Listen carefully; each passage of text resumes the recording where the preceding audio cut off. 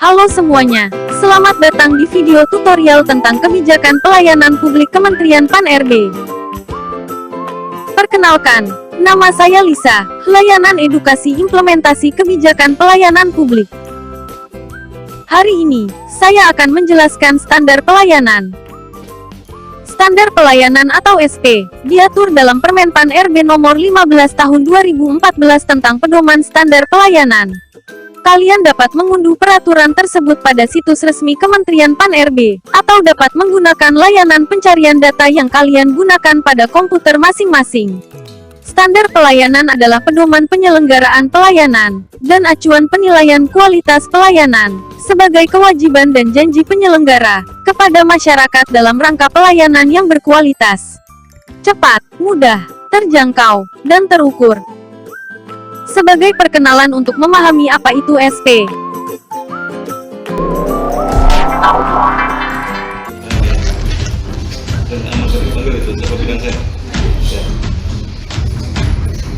Urus surat apa sih, Pak? Aku mengajukan izin permohonan penambangan pasir Di mana? di Senyeri, Sendiri itu di mana, Pak? di Bintan. Bintan. Oke. Terus? Tapi berbulan-bulan saya tidak tahu kejelasannya apa. Apa ditolak atau diterima saya tidak tahu. Kalau katanya ditolak, mana surat penolakannya? Supaya ada kepastian hukum bagi aku. Jadi jangan setiap hari saya ke sini. Coba bayangkan dalam 3 bulan saya tiap hari ke sini bolak-balik. Menunggu kepastian itu, Pak. Katanya mau diketik nanti sebentar lagi datang, nanti kami telepon. Itu aja janji orang ini. Bahwa artinya orang ini bahwa telah melakukan manipulasi. Pak, ya nanti diuruskan nanti Pak ya. Ini dan nanti Bapak itu kan bentar lagi. Saya atau gini aja. Tuliskan aja surat, lepas surat. Izinnya ditolak. Bukan. Itu aja. Bukan. Saya sudah panggilkan itu bagian orang yang Sidang itu kan bagian daripada persoalan ini. Persoalan karena sidang bahwa dia menjelaskan data. Kalau terbayang di sini. Masalahnya ini kami sidang di sini. Kami tidak pegawai di sini. Kerjanya seperti apa? Ya seperti ini. Nah ini makanya saya sudah jelaskan. Bentar lagi dipanggil bidang yang menangani di dalam ini akan dibawa. Dari video tadi, bisa kita lihat akibat dari tidak adanya kepastian, prosedur yang jelas dan transparansi pelayanan yang diterima masyarakat atau pengguna layanan. Lalu, apa kaitan standar pelayanan dengan video tadi? Berikut penjelasannya. Berdasarkan amanat Undang-Undang Nomor 25 Tahun 2009 tentang Pelayanan Publik, setiap penyelenggara pelayanan publik diwajibkan untuk menyusun standar pelayanan. Pentingnya penyusunan standar pelayanan, karena sebagai jaminan dan kepastian penyelenggaraan pelayanan. Selain itu, standar pelayanan merupakan wadah aspirasi masyarakat yang selalu menginginkan pelayanan publik berkualitas. Dalam Undang-Undang Nomor 25 Tahun 2009 dan Peraturan Pemerintah Nomor 96 Tahun 2012 juga dijabarkan sanksi yang dikenakan atas kewajiban menyusun standar pelayanan yang tidak dijalankan. Sanksi yang dapat diberikan yaitu teguran tertulis, pembebasan dari jabatan, hingga pemberhentian dengan hormat tidak atas permintaan sendiri. Prinsip-prinsip yang harus diperhatikan dalam penyusunan standar pelayanan adalah sebagai berikut. 1. Prinsip keadilan yang menjamin pelayanan dapat menjangkau semua masyarakat. 2. Prinsip sederhana yang artinya mudah dimengerti, diikuti, dilaksanakan, dan diukur dengan prosedur yang jelas. 3. Prinsip partisipatif yang melibatkan masyarakat dan pihak terkait lainnya. 4. Prinsip akuntabel atau dapat dilaksanakan dan dipertanggungjawabkan. 5. Prinsip berkelanjutan artinya terus-menerus dilakukan perbaikan sebagai upaya peningkatan kualitas dan inovasi pelayanan. Dan yang terakhir, prinsip transparansi yaitu dapat dengan mudah diakses oleh masyarakat. Komponen standar pelayanan terbagi dua yaitu service delivery dan manufacturing. Service delivery merupakan komponen standar pelayanan yang terkait dengan proses penyampaian pelayanan. Sedangkan manufacturing merupakan komponen standar pelayanan yang terkait dengan proses pengelolaan pelayanan di internal organisasi. Terdapat 6 komponen yang termasuk service delivery, yaitu 1. Persyaratan, 2. Sistem, mekanisme, dan prosedur, 3. Jangka waktu pelayanan. 4. Biaya atau tarif. 5. Produk pelayanan. 6. Mekanisme aduan dan saran. Sementara yang termasuk komponen manufacturing ada 8, yaitu 1. Dasar hukum. 2. Sarana prasarana atau fasilitas. 3. Kompetensi pelaksana. 4. Pengawasan internal. 5. Jumlah pelaksana. 6. Jaminan pelayanan. 7. Jaminan keamanan dan keselamatan pelayanan. Dan 8. Evaluasi kinerja pelayanan. Selanjutnya mari kita pelajari satu persatu ke-14 komponen tersebut. 1. Persyaratan. Syarat adalah dokumen atau barang atau hal lain yang harus dipenuhi dalam pengurusan suatu jenis pelayanan, baik teknis maupun administratif. Pihak penyelenggara perlu mengidentifikasi persyaratan dengan melihat kebutuhan apa saja yang diperlukan untuk proses penyelesaian pelayanan. Penyelenggara juga harus mengidentifikasi apakah persyaratan harus disampaikan di awal, di akhir, atau secara bertahap sesuai kebutuhan. 2. Prosedur. Prosedur merupakan proses yang harus dilalui pengguna layanan untuk mendapatkan pelayanan yang diperlukan. Prosedur yang dimaksud di sini bukan SOP, tetapi bagaimana masyarakat dapat mengetahui alur yang dilalui sebagai pelanggan untuk menerima layanan. 3. Waktu. Waktu pelayanan adalah jangka waktu yang diperlukan untuk menyelesaikan seluruh proses pelayanan dari setiap jenis layanan. Penyelenggara perlu menghitung jumlah waktu yang diperlukan dari setiap proses pelayanan, mulai dari tahap awal sampai akhir pelayanan. 4. Biaya atau tarif. Biaya adalah ongkos yang dikenakan kepada pengguna layanan dalam mengurus atau memperoleh pelayanan dari penyelenggara.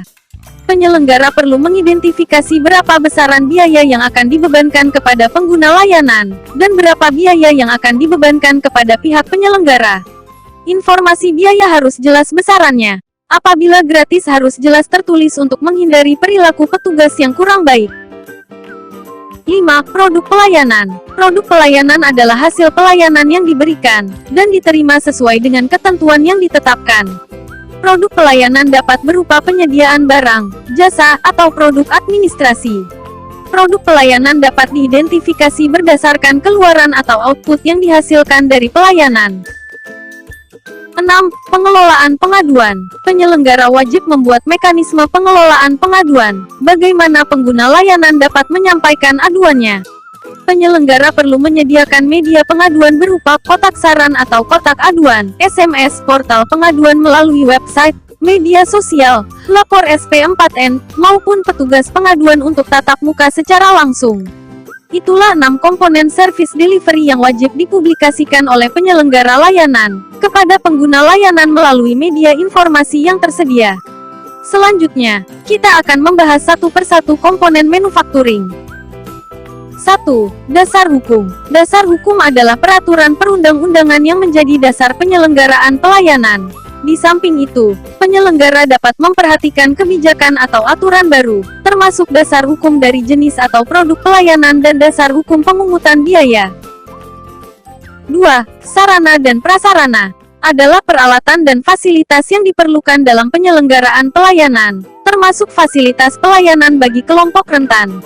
Penyelenggara perlu mengidentifikasi sarpras yang dimiliki dalam memberikan pelayanan. Sarana adalah berbagai fasilitas dan peralatan kantor yang digunakan dalam proses memproduksi, menyediakan atau memberikan pelayanan. Sedangkan prasarana pelayanan adalah berbagai fasilitas dan peralatan yang mendukung dan melengkapi berfungsinya sarana penyelenggaraan pelayanan secara baik. 3. Kompetensi pelaksana adalah kemampuan yang harus dimiliki oleh pelaksana meliputi pengetahuan, keahlian, keterampilan, dan pengalaman. Penyelenggara perlu menguraikan gambaran mengenai kapasitas dukungan pelaksana atau petugas sesuai bidang tugasnya, dan uraian kualifikasi pendidikan dan kompetensinya. 4. Pengawasan internal. Sistem pengendalian internal dan pengawasan langsung yang dilakukan oleh pimpinan satuan kerja atau atasan langsung pelaksana. Pengawasan perlu dilakukan secara terus-menerus, untuk mencegah bila terjadi kesalahan atau penyimpangan, membina budaya kerja yang tertib, taat asas, disiplin, dan produktif. Pejabat atau petugas yang bertanggung jawab dalam pengawasan tersebut perlu ditetapkan dan dicantumkan dalam standar pelayanan. 5. Jumlah pelaksana adalah informasi mengenai komposisi atau jumlah petugas yang melaksanakan tugas sesuai pembagian dan uraian tugas. 6. Jaminan pelayanan. Jaminan pelayanan memberikan kepastian pelayanan yang dilaksanakan sesuai dengan standar pelayanan. Jaminan pelayanan menunjukkan kesanggupan instansi atau unit pelayanan sesuai dengan kapasitas manajemen yang ada, untuk memberikan kepastian bahwa kualitas penyelenggaraan pelayanan harus sesuai dengan standar pelayanan, misalnya dengan membuat tata tertib, kode etik, atau slogan sebagai janji dalam penyelenggaraan pelayanan berbasis standar pelayanan. 7. Jaminan keamanan dan keselamatan pelayanan. Jaminan keamanan dan keselamatan pelayanan merupakan bentuk komitmen untuk memberikan kepastian rasa aman, bebas dari bahaya, dan risiko keraguan-raguan. Diperlukan upaya kreatif untuk menciptakan suatu kebijakan, ketentuan, atau tindakan program kegiatan yang berorientasi untuk menjaga keamanan dan keselamatan dalam memproses, memproduksi, atau menyediakan layanan. 8. Evaluasi kinerja pelayanan. Evaluasi kinerja pelayanan merupakan penilaian untuk mengetahui seberapa jauh pelaksanaan kegiatan sesuai dengan standar pelayanan. Tujuannya adalah untuk melihat kembali tingkat keakuratan dan ketepatan penerapan standar pelayanan yang sudah dibuat dan diimplementasikan. Upaya evaluasi yang dilakukan oleh penyelenggara harus secara periodik dan berkesinambungan untuk mengetahui kondisi perkembangan dan mengukur keberhasilan, serta mengetahui hambatan atau kendala yang ditemukan dalam penerapan standar pelayanan.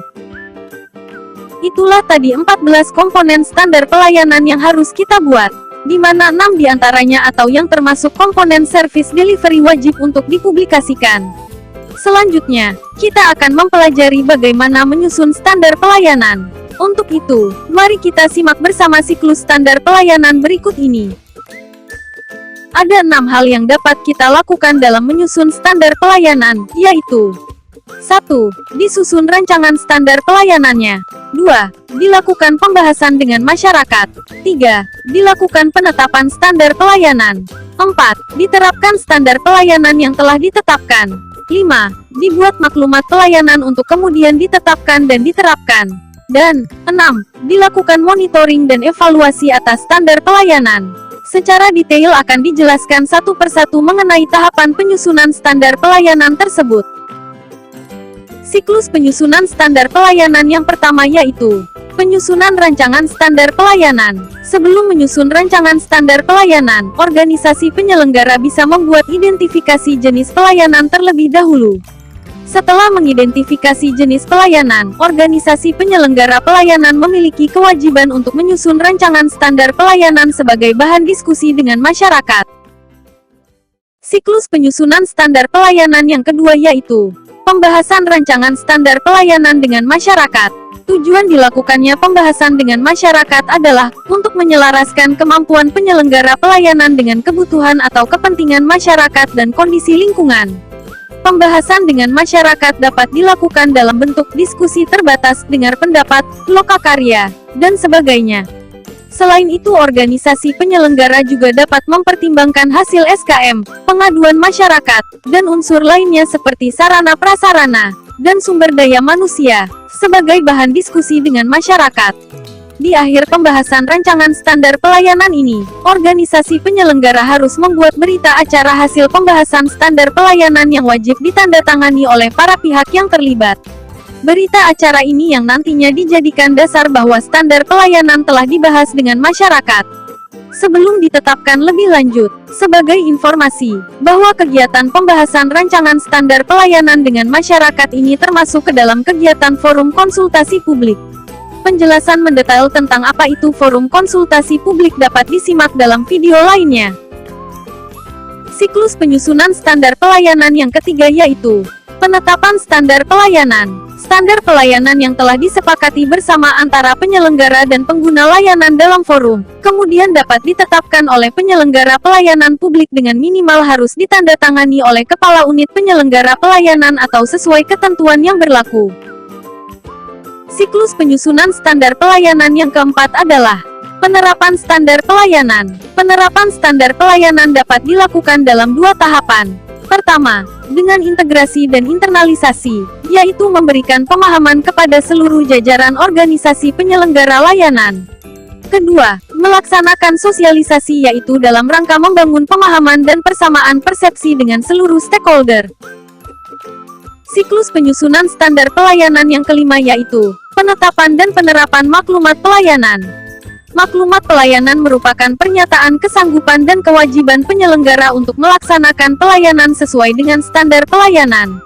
Maklumat pelayanan sebaiknya disusun setelah penetapan standar pelayanan, karena isi dari maklumat pelayanan merupakan pernyataan janji dan kesanggupan untuk melaksanakan pelayanan sesuai standar pelayanan. Maklumat juga berisi kesediaan menerima sanksi dan/atau memberikan kompensasi apabila pelayanan tidak sesuai dengan standar pelayanan. Maklumat pelayanan wajib dipublikasikan secara luas, jelas, dan terbuka melalui media yang mudah diakses masyarakat. Siklus penyusunan standar pelayanan yang keenam yaitu pemantauan dan evaluasi. Pemantauan dan evaluasi standar pelayanan dapat dilakukan sebagai berikut. Setelah ditetapkannya standar pelayanan, hal pertama yang dilakukan selanjutnya adalah melakukan pemantauan terhadap penerapan standar pelayanan. Kemudian dari hasil pemantauan tersebut, dilakukan evaluasi terhadap penerapan standar pelayanan. Hasil evaluasi yang didapatkan kemudian digunakan untuk perbaikan pelayanan pada unit penyelenggara layanan. Dari perbaikan pelayanan tersebut, unit penyelenggara pelayanan dapat mengembangkan perbaikan menjadi sebuah inovasi yang dapat memberi nilai lebih dari pelayanan yang telah dilakukan. Inovasi tersebut tentunya akan membawa perubahan terhadap standar pelayanan yang sudah ada dan diharapkan dapat dilakukan perbaikan secara berkelanjutan terhadap standar pelayanan dimaksud. Demikian penjelasan terkait standar pelayanan. Semoga bermanfaat. Apabila ada pertanyaan ingin diajukan, dapat ditanyakan langsung kepada Kedeputian Bidang Pelayanan Publik Kementerian Pan-RB. Sampai jumpa dalam tutorial lainnya. Wassalam.